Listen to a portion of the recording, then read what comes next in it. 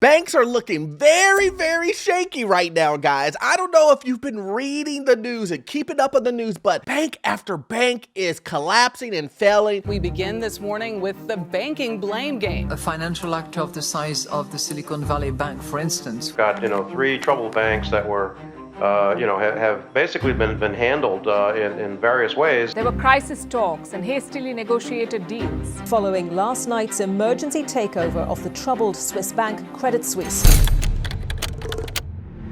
My name is Orlando. Welcome to the channel, guys. Make sure you hit that like and subscribe button. We're gonna jump straight into this because this is some big news, guys, that I 100% know will affect the housing market and what the Fed is going to do in their decision making when they either raise interest rates or does nothing, or what most people want, which is cut interest rates, which I don't see happen, but we're not gonna talk about that yet. Let's jump into this. Now, if you guys have not been following this, the SVB situation, the Silicon Valley Bank, it collapsed, guys. I did a video on it on Sunday when it actually happened, when the FDIC came in and the Fed and all this other stuff came in and said, "Oh, we're gonna bail them out," but it's not a bailout.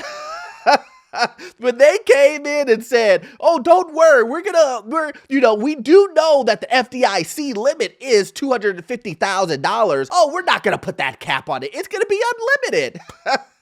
What? Then you knew that it was a bailout, and the Fed came up with all these tools in their tool belt. It wasn't even in their tool belt. They went into the shed and dug up some tools that they haven't used in years and years and years and said, yeah, we're gonna tell them that we're gonna use this tool and not bailing out anyone. But it's just a disguised bailout, guys. But here's the thing. Silicon Valley Bank collapsed, and that contagion kind of went over to everyone else. We have First Republic now that is in the center stage. That's the big next US bank that is looking like it's gonna fail. But guys, this is a big but. They're not letting it fail. Here's the thing, what that happened with First Republic is the Fed came up with, hey, we're gonna go ahead and allow these banks to go ahead and loan money from us at a very cheap rate. That wasn't enough to save First Republic. Then JP Morgan Chase came out and said, you know what? We're gonna go ahead and give them $70 billion. That's right, you heard it correct. $70 billion. So not only were they able to take out a loan, but now Chase comes and gives them $70 billion. Now, I know a lot of you guys are wondering, Orlando, why would Chase give them $70 billion? Well, it's because they're a big customer of Chase, and Chase doesn't want to see them fail, because they make them a lot of money. They would, of course, take them over if they had to. Chase, don't get me wrong, Chase is greedy just like all the rest of the banks. It's an evil world we live in. But they would prefer to give them the $70 billion and then them pay them back $120 billion, to get them out of this liquidity crunch that everybody is, pulling out their deposits. And then that didn't save. But here's the reason why it did save. Not only did you have money coming out of both ends of the bank, not only did you have money coming out of deposits, people going in and doing a bank run on the bank itself, but the stock was just plummeting. The stock was plummeting, guys. And then if you take a look at the stock right now, it's what, $19.54 or something like that, 55 cents. But look, it just fell off of a cliff. It just fell off of a cliff. So with all of that money coming out of both ends, the banks got together like Voltron.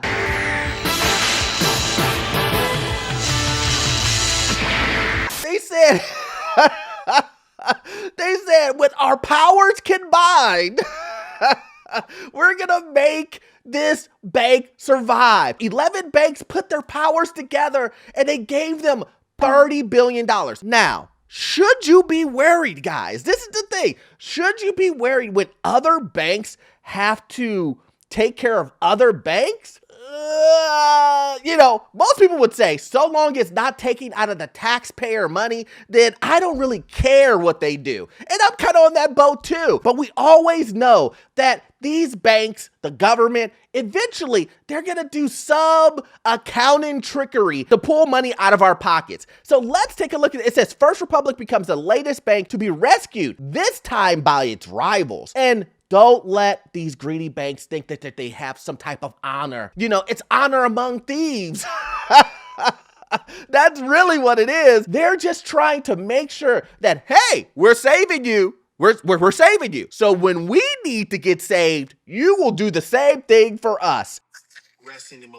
And it says the biggest banks in the U.S. are stepping in to save First Republic Bank. The group of 11 lenders say that they will deposit $30 billion in the mid-sized lender in efforts to prop it up. Bank of America, Citigroup, JP Morgan Chase, Wells Fargo, and the list goes on. Goldman Sachs, all of Stanley Morgan, they're all just pumping in money to the tune of $30 billion, guys. So JP Morgan gave $70 billion, and then now they're giving all $30 billion. That's $100 billion. That's a lot of damage. Additional to the amount of money in loans that they took out. Now, here's my thing. If $100 billion doesn't save your bank, it may be time to let it go.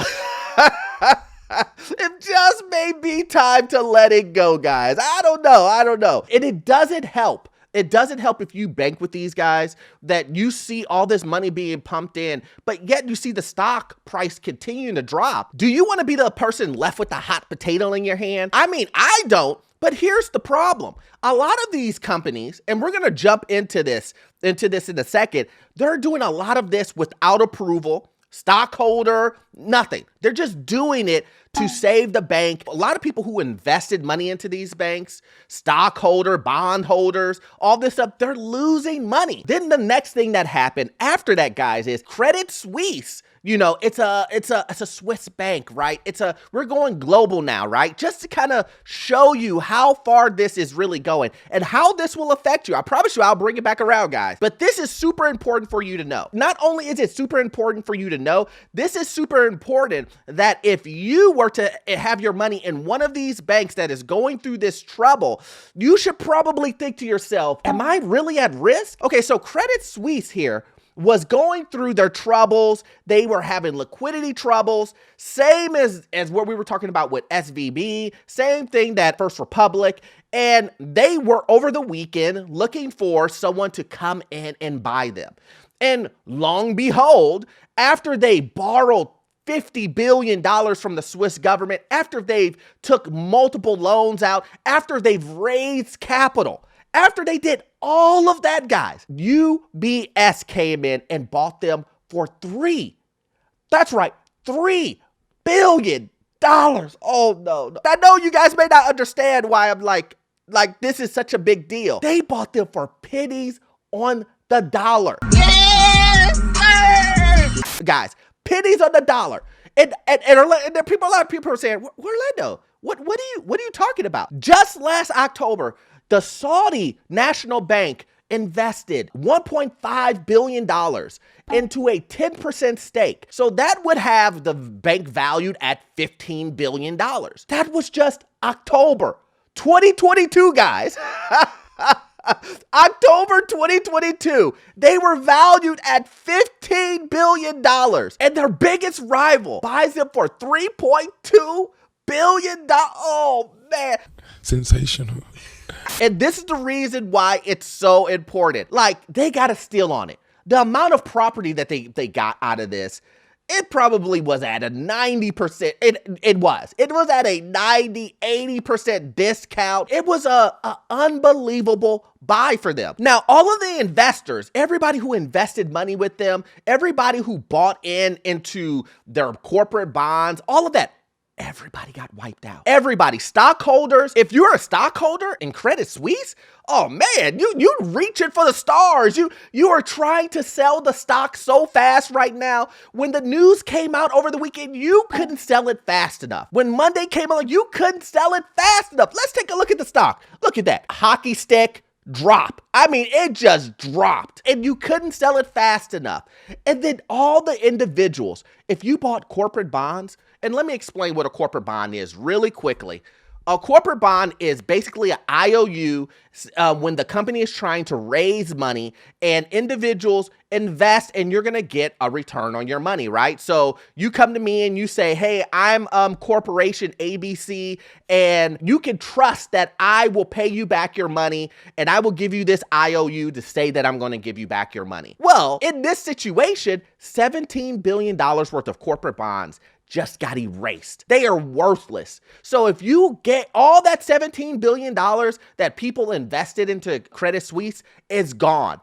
There's been no approval. There's been everything happened automatically. No one, no stockholders, no anyone had to approve this deal. The government just came in and did what they wanted to do. Don't care, don't care. Don't care. And here, you can see it here, right here. 17 billion wiped out in Credit Suisse bondholder has not gone down well in Europe. Of course it wouldn't go down well, because that means that you cannot trust these corporations. I mean, where we've heard that. These companies aren't loyal, right? This is a big situation that this same exact thing will happen to U.S. banks. U.S. governments will come in, swoop in, and do what they please without your approval if you have money invested with them as a stockholder, without your approval, even if you have some underlying debt with the company. They will come in and do what they want to do. I beg your pardon.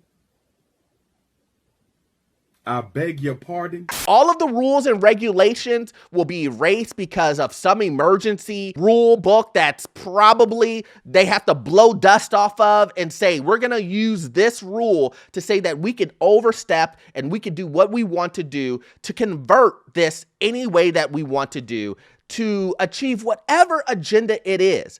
No one has ever been richer than you are at this moment. What would it take for you to feel secure?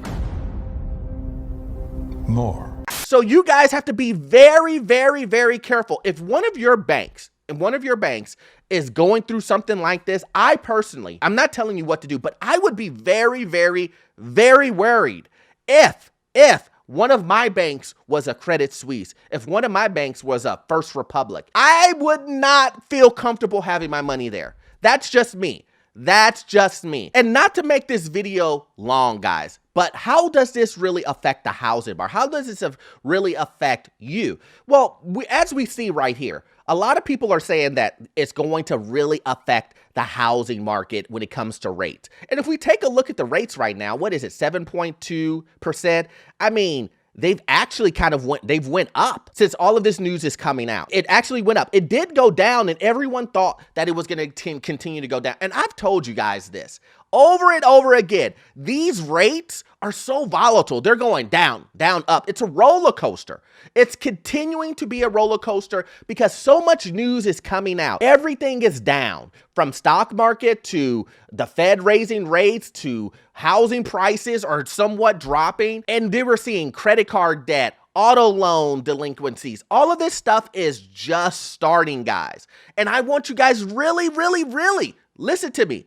Focus on this news, because a lot of this news will help you get into the house, purchase the house that you're looking for. Basically, what's happening in the news will drive a lot of this decision making. Hence, coming up with the Fed and what they're going to do. Do I still think that the Fed is going to raise interest rates? I do, and I hope so. I hope so. I still think that he should and he will raise interest rates. Hopefully he doesn't get, scared because of what's happening with the market and get pressured by the banks to not do anything. Because I don't think that the Fed will go and cut rates. That would just be crazy. That would be idiotic. In my opinion, that would be idiotic. But I do think that the Fed could possibly be pressured by these guys not to do nothing. Do I think that will happen? No, I still think he's going to do 25 basis points. But I think the pressure is there. I think he's getting a lot of pressure from these banks to do nothing, a lot of pressure politically to do nothing, guys. So anyway, I made this video long enough. If you've made it to the end, I really, really, really appreciate it, guys. But listen, you won't get all of your information from this one video. Make sure you watch this video too. I promise you, it will give you information about the housing market, get into your first rental property, just financial news, and the information will be gold. I will see you on the next one. Thanks.